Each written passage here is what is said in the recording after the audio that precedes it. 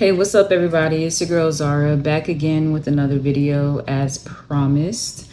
Um, if you've been keeping up with the community section, I posted something on there last week talking about how I wanted to do a brief little explanation of attachment theory, which is something that I've taken interest in and I have been learning about on my own free time as well, and explain my experiences in my past relationships or through the dating phases that I was in, well into the relationship that I am presently in now. So without further ado, I'm just going to get straight to the point, to the nitty gritty.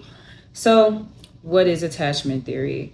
So attachment theory focuses on relationships and bonds between people, more particularly long-term bonds such as those between a parent and child or between romantic partners. Our attachment style is essentially a blueprint of our basic assumptions about safety and trust. This is learned early on in the early stages of childhood development. So I just basically read the definition of attachment theory. Is basically how we attach ourselves to other people in any form of a relationship. It could be a relationship with our families, our friends, and our partners as well. And within attachment theory itself, there are four different attachment styles, which is the way we express our attachment to these connections. And they go by different names, like they're exchanged for different things, but they essentially all mean the same. So up first, you have fearful avoidant attachment style, or what's also known as the disorganized attachment style. This is actually what I'm going to be speaking on today because that is actually my main attachment style.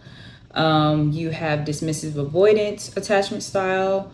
You have anxious preoccupied attachment style, and you have the secured attachment style, which essentially is what we would like to end up reaching within our relationships, because it's a more healthier form of attachment and how we connect with people.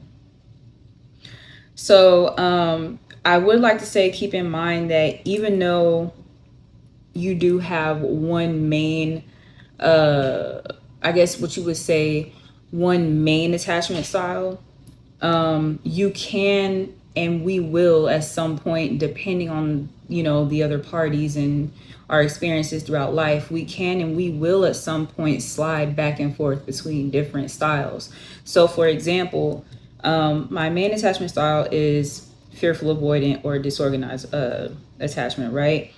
But because of my upbringing and the experiences that I've had, I also tend to lean more towards dismissive avoidant right now at this current state in time.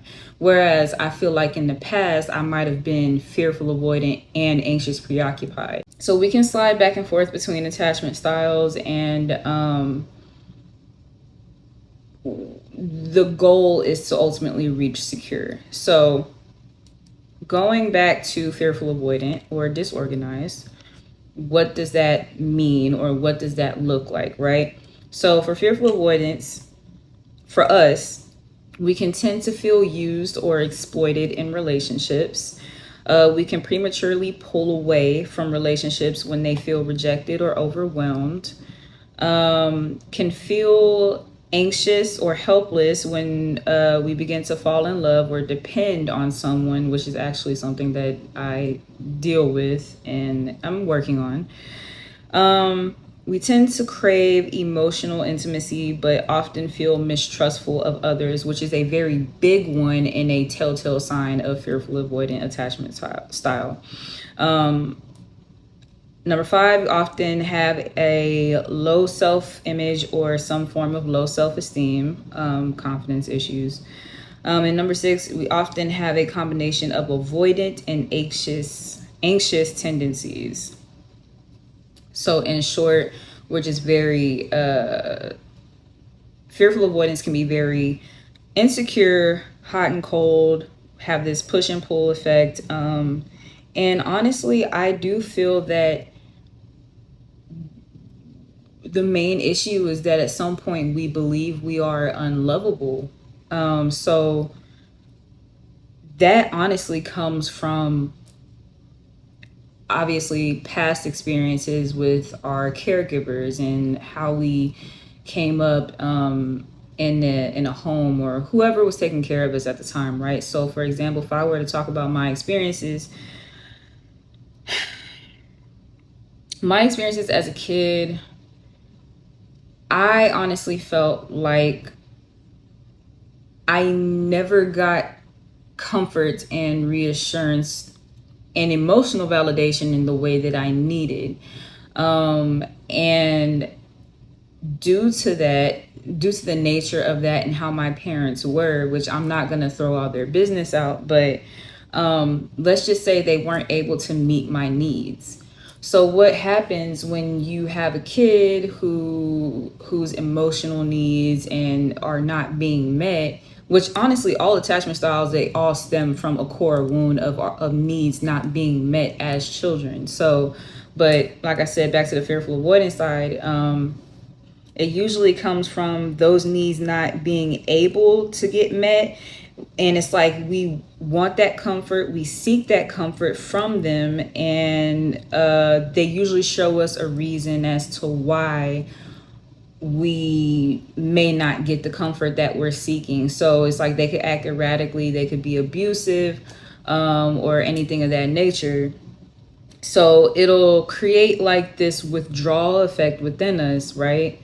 So it's like anytime we were going through something like a stressful moment or we were having an emotional moment and we needed that comfort, internally we craved that connection, that deep, meaningful connection with our parents. And hence why the whole push and pull effect. And we will want to go seek that. However, because of how they responded, we did not feel safe to do so, which also has a lot to do with being able to trust our caregiver, or a partner with our safety and comfort.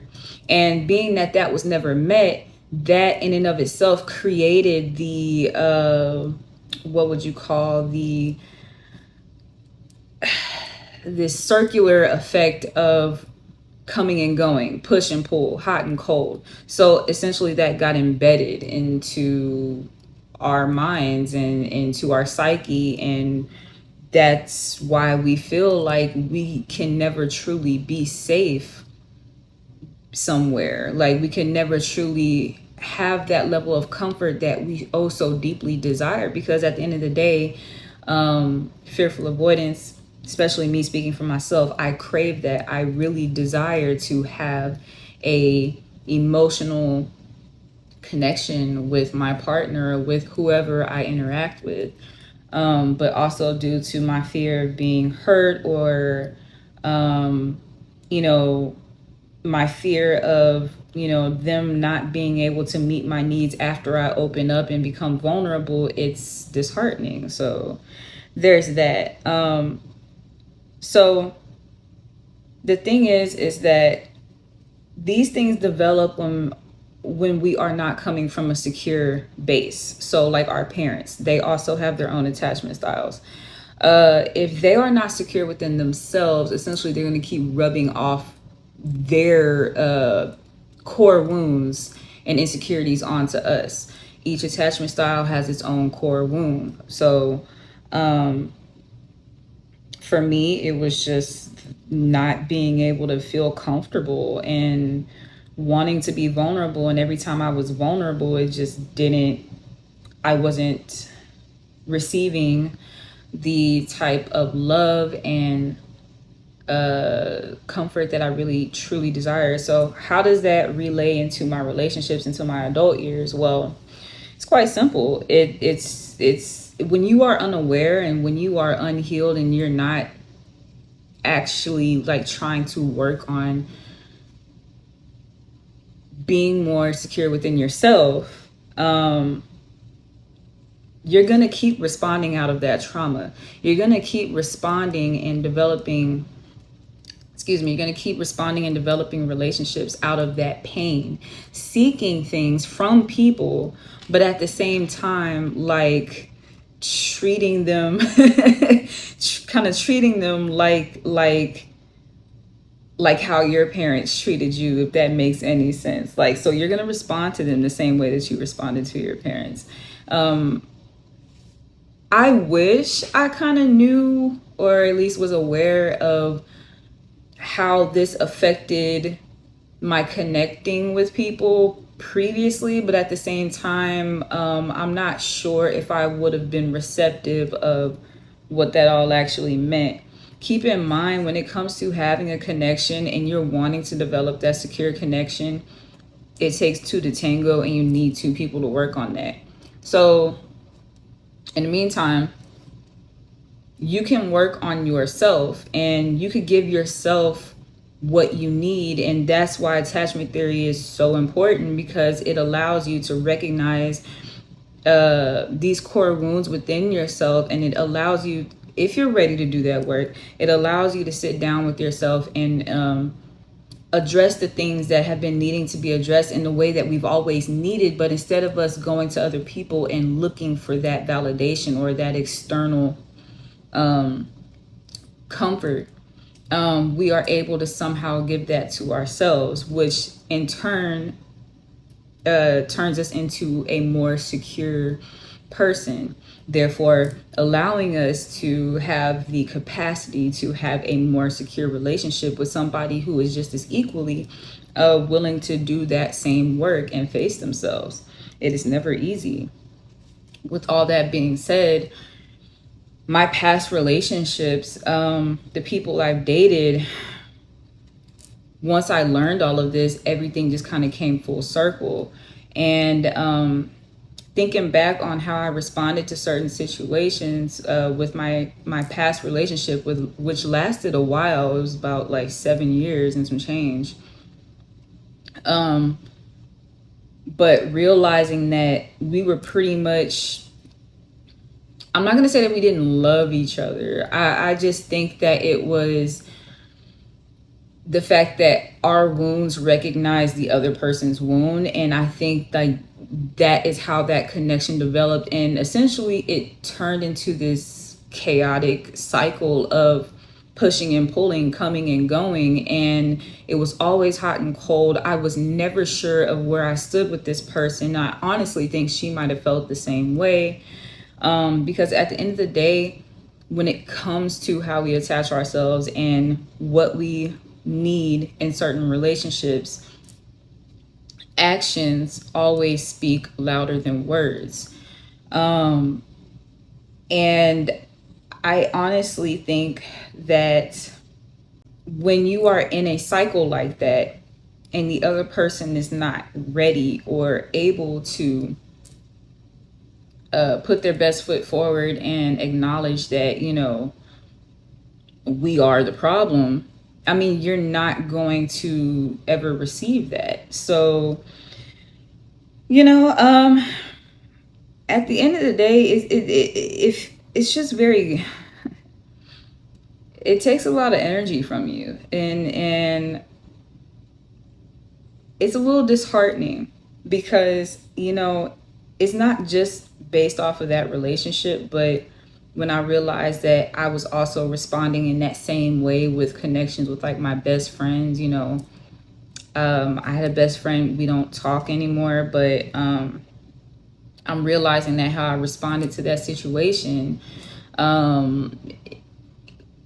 wasn't exactly from the most secure place. So it's a process, and I think that if we keep it at the forefront of our minds and understanding that it's a process, and that we're not always going to get this down on the first try or the second, like this could honestly take us a lifetime. We're undoing years of trauma, years of projected insecurities that honestly was never ours to begin with. So when it comes to me wanting to pursue more secure attachments, um, one, I pay attention to how they are attaching themselves to me, which honestly I think that is a trauma response as well. But I don't know. This is a whole rabbit hole.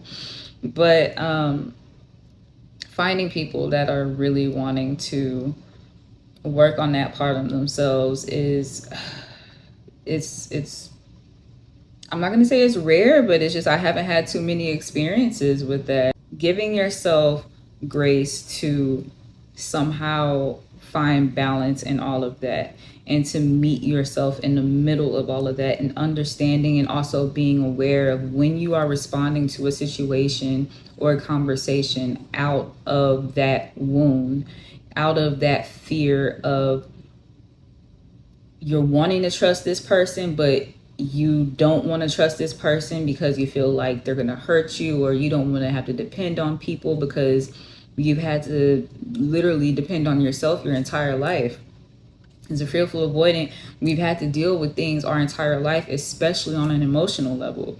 So it's like when it comes to trusting and depending on other people and opening ourselves up to connections, it's not always second nature, but it's like the best way I can explain it is like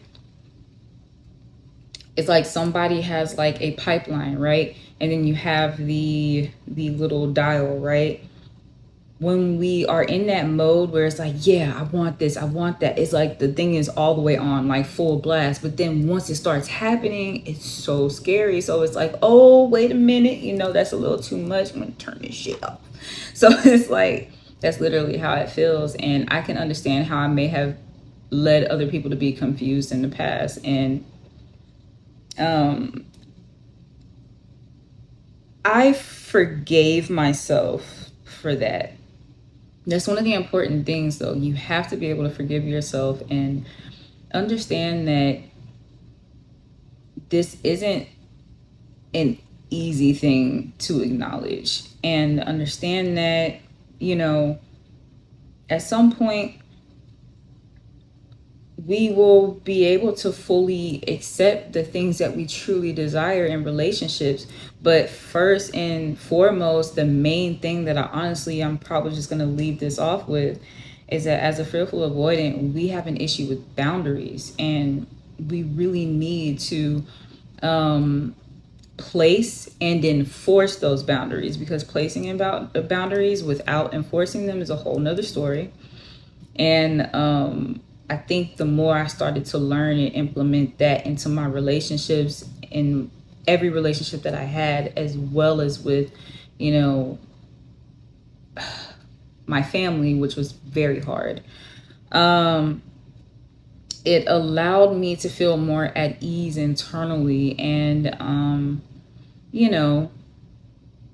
it feels good.